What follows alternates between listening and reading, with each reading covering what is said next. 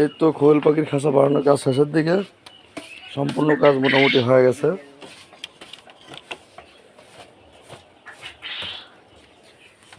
একটাতে যাবে খাবার, আরেকটাতে পানি।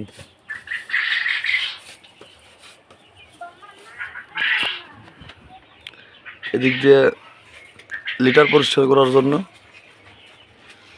এখানে পাখি থাকবে, আর এটা ডিমের জন্য।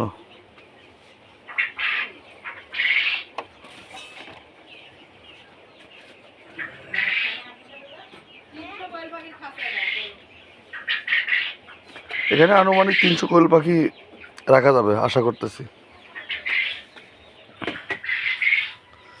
দেখা যাক, খাঁচা এখনো কাজ শেষ হয় না, আর একটু কাজ বাকি আছে, তারপরে খাঁচাতে পাখি উঠাবো।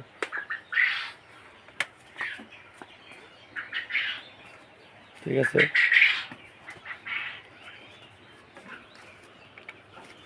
ভালো থাকবেন এবং দোয়া করবেন।